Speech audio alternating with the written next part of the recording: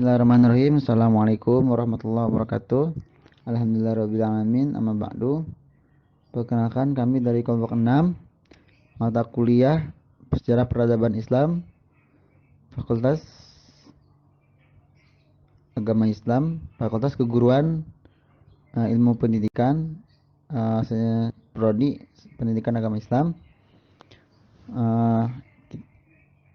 Bahwasannya kita akan menjelaskan pemaparan atau PPT dari judul kemunculan dan kemunduran tiga kerajaan Islam pada abad pertengahan, yang beranggotakan Zainal Arifin dan Maulidian Nur Aulia. Selanjutnya ada kerajaan Turki Utsmani. Yang pertama ada bangsa pengembara Kois Oghuz, terus juga ada Sulaiman Shah, terus lari dari serangan Mongol. Selanjutnya ada dan meminta pertolongan kepada Jalaluddin. Selanjutnya ada mengalami kecelakaan dan terbagi menjadi dua kelompok. Selanjutnya ada Ertogol menghambakan dirinya kepada Sultan Alauddin dinasti Saljuq. Selanjutnya ada membantu peperangan melawan Romawi Timur. Selanjutnya ada menang dan diberikan hadiah oleh Alauddin berupa wilayah. Terus kemudian Ertogol meninggal dan digantikan oleh putra yang bernama Utsmani. Selanjutnya maka dinasti ini dinamakan dengan Utsmaniyah. Oke, selanjutnya yaitu pemaparan pertama yang akan dipaparkan oleh Zainal Arifin, yaitu ada perluasan wilayah Turki Utsmani. Yang pertama itu dengan cara tunduk. Yang pertama itu ada tiga cara kepemimpinan daerah. Yang pertama ada tunduk, yang kedua memeluk agama Islam, yang ketiga membayar jizyah atau diperangi. Terus faktor setelah memperluas wilayah. Ada yang pertama itu kemampuan orang-orang Turki setelah memperluas wilayah dalam strategi perang yang dikombinasikan dengan cita-cita memperoleh ghanimah atau harta rampasan perang. Yang kedua, sifat dan karakter orang-orang Turki yang selalu ingin maju dan tidak pernah diam, serta gaya hidupnya yang sederhana. Yang ketiga, semangat berjihad. Yang keempat, letak Istanbul yang sangat strategis sebagai ibu kota kerajaan. Yang kelima, kondisi kerajaan-kerajaan di sekitarnya sedang dalam kekacauan sehingga memudahkan penaklukannya. Lalu selanjutnya, sistem pemerintahan Turki Utsmani. Bentuk kerajaan Turki Utsmani didasarkan kepada sistem feodal yang ditiru langsung dari kerajaan Bizantium. Dalam sistem pemerintahan, sultan adalah penguasa tertinggi dalam bidang agama, politik, pemerintahan, bahkan masalah-masalah perekonomian. Raja-raja dinasti Utsmani bergelar sultan sekaligus khalifah. Sultan menguasai kekuasaan duniawi, sedangkan khalifah menguasai bidang agama spiritual atau ukhrawi. Lanjut, hasil peradaban. Meskipun dinasti Utsmani berkuasa cukup lama, yaitu sejak dari 1299 hingga 1922, tidak berarti bahwa peradabannya maju pesat seperti dinasti Abbasiyah. Hal ini dikarenakan politik ekspansinya yang tidak diikuti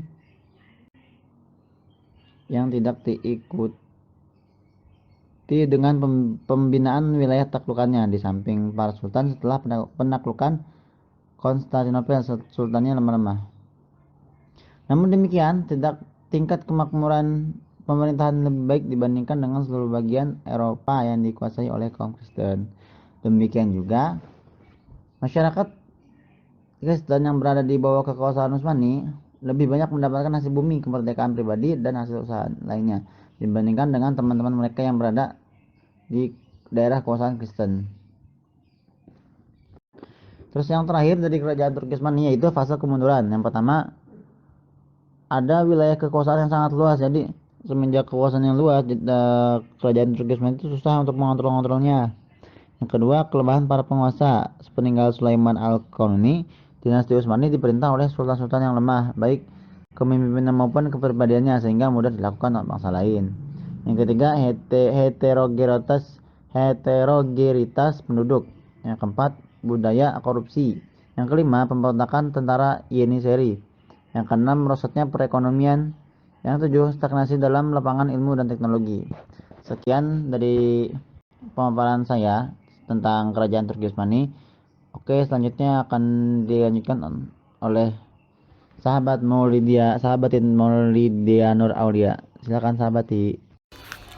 Slide selanjutnya ada kerajaan Safawi di Persia. Dinasti Safawiyah di Persia berdiri sejak tahun 1502 sampai 1722 Masehi.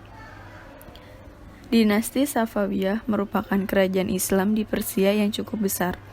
Awalnya kerajaan Safawi berasal dari sebuah gerakan tarekat yang berdiri di Ardabil, sebuah kota di Azerbaijan.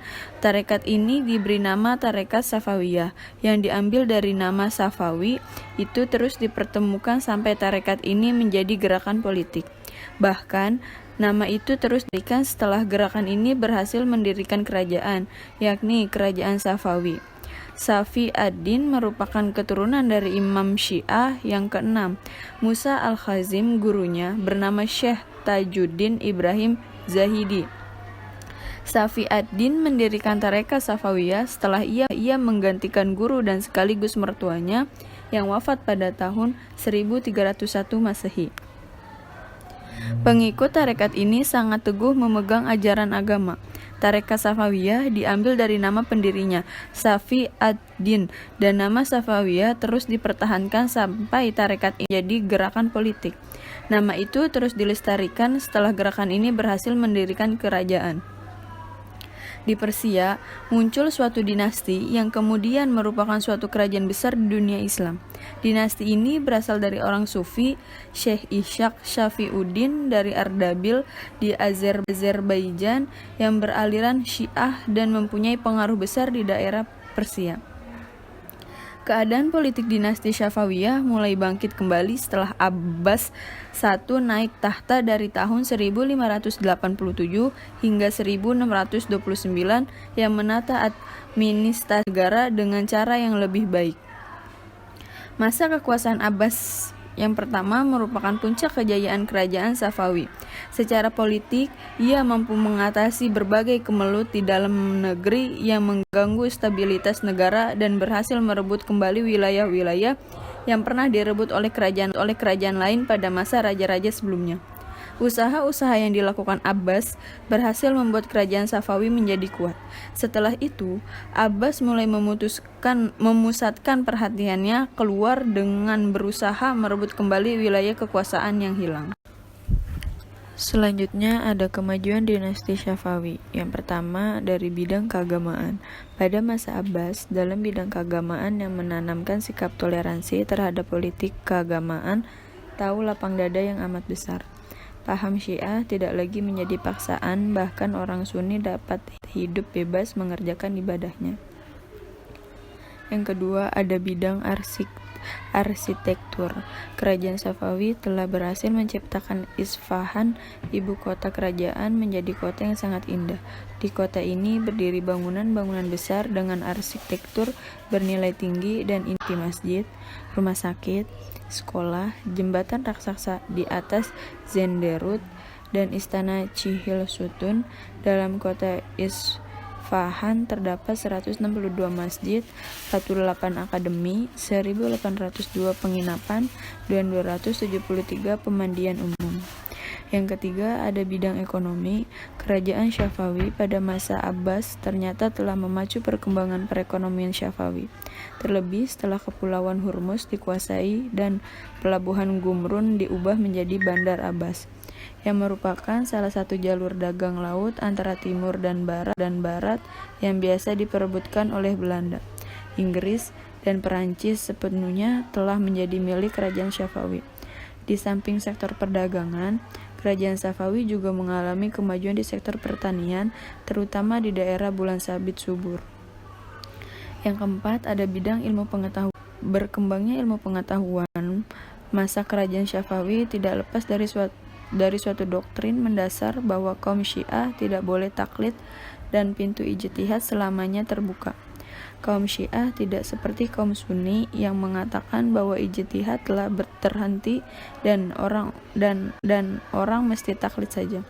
Kaum Syiah tetap berpendirian bahwasanya mujtahid tidak terputus selamanya. Beberapa ilmuwan yang selalu hadir di majelis istana, yaitu Baha al-Din al-Syairazi, seorang filosof, dan Muhammad Bagir ibnu Muhammad Damat, seorang filosof ahli sejarah, teolog, seorang yang pernah mengadakan observasi mengenai kehidupan lebah. Yang kelima, ada bidang kesenian. Kemajuan tampak begitu jelas dengan gaya arsitektur bangunannya, seperti terlihat pada Masjid Syah yang dibangun tahun 1603 Masehi. Unsur seni lainnya terlihat dalam kerajinan tangan, kerajinan karpet, permadani, pakaian. Seni lukis mulai dirintis sejak zaman Tamas Raja Ismail pada tahun 1522 Masehi, membawa seorang pelukis timur ke Tabriz. Pelukis itu bernama Bizhar. Pada zaman Abbas, berkembanglah kebudayaan, kemajuan, dan keagungan pikiran mengenai seni lukis, pahat, dan syair. Selanjutnya ada kemunduran dinasti Safawi. Setelah Abbas, dinasti Safawi mengalami kemunduran. Sulaiman, pengganti Abbas, melakukan penindasan dan pemerasan terhadap ulama Sunni dan memaksakan ajaran Syiah kepada mereka. Penindasan semakin parah terjadi pada zaman Sultan Hussein, pengganti Sulaiman. Penduduk Afgan saat itu bagian dari Iran dipaksa untuk memeluk Syiah dan ditindas. Penindasan ini melahirkan pemberontakan yang dipimpin oleh Mahmud Kam, Amir Kandahar, sehingga berhasil menguasai Herat, Mashhad, dan kemudian merebut Isfahan pada tahun 1772 Masehi. Setelah itu, Safawi diserang oleh Turki Utsmani dan Rusia. Wilayah Armenia dan beberapa wilayah Azerbaijan direbut oleh Turki Utsmani. Sedangkan beberapa wilayah provinsi Laut Kaspia di Jilan, Mazandaran, dan Astraban direbut oleh Rusia. Setelah sebagian besar wilayah dikuasai oleh Afgan, Turki Utsmani, dan Rusia, Nadir Shah dinasti Asfaria, karena mendapat dukungan dari suku Zan di Iran Barat, menundukkan dinasti Safawiyah. Nadir Shah bergelar Syah Iran, memadukan Sunni Syiah untuk mendapat dukungan dari Afgan dan Turki Utsmani, dan ia mengusulkan agar mazhab fikih Ja'fari atau Syiah dijadikan mazhab hukum yang kelima oleh ulama Sunni. Dinasti Safawi pimpinan Nadir Shah kemudian ditaklukkan oleh dinasti Qajar. Selanjutnya ada kerajaan Mughal di India. Dinasti Mughal berdiri seperempat abad sesudah berdirinya dinasti Safawi. Jadi, di antara tiga kerajaan besar Islam tersebut, kerajaan inilah yang termuda. Dinasti Mughal bukanlah kerajaan Islam pertama di anak benua India. Ibrahim Lodi, cucu dari Sultan Lodi, Sultan Delhi terakhir, memenjarakan sejumlah bangsawan yang menentangnya. Hal ini memicu pertempuran antara Ibrahim Lodi dengan Zahiruddin Babur, cucu dari Timur Leng, di Panipas. Pada tanggal 21 April 1526 Masehi, terjadilah pertempuran yang dahsyat di Panipas. Ibrahim Lodi beserta ribuan tentaranya terbunuh dan dalam pertempuran itu, Babur memasuki kota Delhi sebagai pemenang dan menegakkan pemerintahannya di sana. Sejak itulah berdiri dinasti Mughal di India dan Delhi dijadikan ibu kota. Dinasti ini memiliki sultan-sultan yang besar dan terkenal pada abad ke-17, yaitu Akbar, Jengahir, Shahjahan, dan Aurangzeb. Penguasa-penguasa Mughal setelah Aurangzeb tidak berdaya dan tidak mampu mengembalikan supremasi Mughal. Penguasa-penguasa Mughal sesudah Aurangzeb antara lain Bahadur Shah, Azimushah, Tihandar Shah, Farrukhsiyar, Muhammad Shah. Pengganti Muhammad Shah adalah Ahmad Shah. Diteruskan Alamgir Shah Alam. Mulai pada tahun 1761, kerajaan Mughal yang sudah tidak berdaya diserang oleh Ajmat Shah Durrani dari Afgan pada pertempuran Panipat. Sejak itu, pelan tapi pasti, dinasti Mughal hancur dan lenyap dari India. Selanjutnya ada kemajuan kerajaan Mughal. Yang pertama ada bidang politik dan militer. Sistem yang menonjol adalah politik sul-e-kul atau toleransi universal, yaitu pandangan yang menyatakan bahwa derajat semua penduduk adalah sama. Sistem ini sangat tepat karena mayoritas masyarakat India adalah Hindu, sedangkan Mughal adalah Islam. Dalam urusan pemerintahan, pada masa Akbar menyusun pentadbiran secara teratur yang jarang taranya. sehingga Inggris 1,5 abad kemudian setelah menaklukkan India tidak dapat memilih jalan lain, hanya meneruskan administrasi Sultan Akbar. Di bidang militer, pasukan Mughal dikenal sebagai pasukan yang kuat. Akbar Khan menjalankan pemerintahan bersifat militeristik. Pemerintahan pusat dipimpin oleh raja, pemerintahan daerah dipimpin oleh kepala komandan, dan pemerintahan subdaerah dipimpin oleh komandan. Di samping itu, Akbar pun membentuk Din Ilahi dan juga mendirikan Mansat Hari, lembaga pelayanan umum yang berkewajiban sejumlah pasukan. Yang kedua ada bidang ekonomi. Kontribusi Mughal di bidang ekonomi adalah memajukan pertanian terutama untuk tanaman padi, kacang, tebu, rempah-rempah, tembakau, dan kapas. Di samping pertanian, pemerintahan juga memajukan industri tenun, pertambangan, dan perdagangan. Di samping untuk kebutuhan dalam negeri, hasil industri ini banyak diekspor ke luar negeri seperti Eropa, Arabian, dan Asia Tenggara bersamaan dengan hasil kerajinan seperti pakaian tenun dan kain tipis bahan Gordian yang banyak diproduksi di Gujarat dan Bengal. Untuk meningkatkan produksi, Ing mengizinkan Inggris dan Belanda mendirikan pabrik pengolahan hasil pertanian di Surat. Yang ketiga ada bidang seni dan arsitektur. Hasil dari arsitektur Mughal adalah pemakaian ukiran dan marmer yang timbul dalam kombinasi warna-warni. Bangunan sejarah yang ditinggalkan periode ini adalah Taj Mahal di Agra, Benteng Merah, Jama Masjid, istana-istana, dan gedung-gedung pemerintahan di Delhi. Sementara dalam bidang sastra yang paling menonjol adalah karya Gubang, penyair istana, baik yang berbahasa Persia maupun bahasa India. Pada masa Akbar berkembang bahasa Urdu yang merupakan perpaduan dari berbagai bahasa yang ada di India. Penyair India yang terkenal adalah Malik Muhammad Jayadi, seorang sastrawan Sufi yang menghasilkan karya besar yang berjudul Padmayat, sebuah karya alegoris yang mengandung pesan kebajikan jiwa manusia. Karya seni yang masih dapat dinikmati sekarang dan merupakan karya seni terbesar yang dicapai kerajaan Mughal adalah karya-karya arsitektur yang indah dan mengagumkan. Masa Akbar dibangun istana Fatpur Sikri di Sikri, villa dan masjid-masjid yang indah. Pada masa Shah Jahan dibangun masjid berlapiskan mutiara dan Taj Mahal di Agra, Masjid Raya Delhi, dan istana indah di Lahore. Yang keempat ada bidang ilmu pengetahuan. Di bidang pengetahuan, kebahasaan Akbar telah menjadikan 3 bahasa nasional, yaitu bahasa Arab sebagai bahasa agama, bahasa Turki sebagai bangsawan, dan bahasa Persia sebagai bahasa istana kesusastraan. Di bidang ilmu agama berhasil dikodifikasikan hukum Islam yang dikenal dengan sebuah fatwa Alamgri. Selanjutnya ada kemunduran dan kehancuran kerajaan Mughal. Pada abad ke-18 Masehi, kerajaan ini memasuki masa-masa kemunduran. Kekuasaan politiknya mulai merosot. Suksesi kepemimpinan di tingkat pusat menjadi ajang perebutan. Gerakan separatis Hindu di India Tengah, Sikh di belahan utara, dan Islam di bagian timur semakin lama semakin mengancam. Pada masa Aurangzeb, pemberontakan terhadap pemerintahan pusat memang sudah muncul, tetapi dapat diatasi. Pemberontakan itu bermula dari tindakan-tindakan Aurangzeb yang dengan keras menerapkan pemikiran Puritanisme. Setelah ia wafat, penerusnya rata-rata lemah dan tidak mampu menghadapi problema yang ditinggalkan. Sementara itu, para pedagang Inggris untuk pertama kalinya diizinkan oleh Zenghair menanamkan modal di India yang didukung oleh kekuatan bersenjata menjadi semakin kuat menguasai wilayah pantai. Terjadi stagnasi dalam pembinaan kekuatan militer sehingga operasi militer Inggris di wilayah-wilayah pantai tidak dapat segera dipantau oleh kekuatan maritim Mughal. Begitu juga kekuatan pasukan darat, bahkan mereka kurang terampil dalam mengoperasikan persenjataan buatan Mughal sendiri. Kemerosotan moral dan hidup mewah di kalangan elit politik yang mengakibatkan pemborosan dalam penggunaan uang negara. Pendekatan Aurangzeb yang berlampau kasar dalam melaksanakan ide-ide Puritan dan kecenderungan asketisnya, sehingga konflik antar agama sangat sukar diatasi oleh sultan-sultan sebelumnya.